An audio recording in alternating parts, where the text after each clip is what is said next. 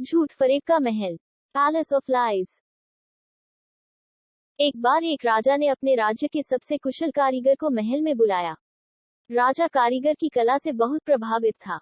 उसने कारीगर को दरबार में बुलाया और कहा, तुम हमारे लिए राज्य का सबसे सुंदर महल बनाओ। हमारे पास धन की कोई कमी नहीं है, तुम जितना धन मांगोगे उतना तुम्हें मिलेगा। कारीगर कुशल तो था, लेकिन उसे अपनी कला का घमंड आ चुका था। सब जगह से अपने काम की तारीफ सुनकर अब उसके मन में कामचोरी और आलस्य की प्रवृत्ति आ चुकी थी। खैर, कारीगर महाराज की आज्ञा पाकर अपने काम में जुट गया।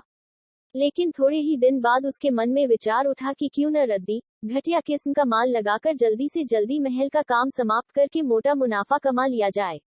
और उसने यही किया। कारीगर ने घटिया किस्म का माल लगाकर महल की भुरभुरी दीवारें कड़ी कर दी। कारीगर ने बाहर से महल को सुंदर साज सज्जा से चमका दिया, लेकिन अंदर से महल में कच्चा माल लगा था। थोड़े ही दिन में आकर्षक सुंदरता वाला, सोने सी चमक दमक वाला सुंदर सा महल तैयार हो गया। महल खड़ा करने के बाद कारीगर राजा की सेवा में पहुंचा और राजा को महल के निर्माण की सूचना दी। राजा अगले ही दिन महल का निरीक्षण करने के लिए पहुंचे। महल को देख राजा बहुत ही प्रभावित हुए। महल बहुत ही आकर्षक और सुंदर लग रहा था। राजा ने कारीगर की बहुत प्रशंसा की और कहा, मैं तुम्हारी कुशलता से बहुत प्रभावित हूँ।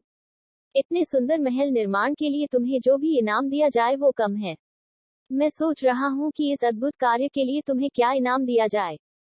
फिर थोड़ा सोच विचार कर महाराज मुस्कुराए और बोले, लो तुम्हें यही महल पुरस्कार में देता हूँ। महाराज की बात सुनकर कारीगर हतप्रभ रह गया। उसे क्या मालूम था कि जिस महल को वह घटिया माल से बना रहा है वही महल एक दिन उसे इनाम में मिल जाएगा। राजा महल का निरीक्षण कर और महल को कारीगर को इनाम में देकर चले गए। कारीगर अपने किए पर मुंह छिपाकर रोने लगा।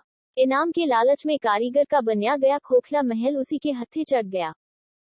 Thanks for watching. Like, share and subscribe my channel.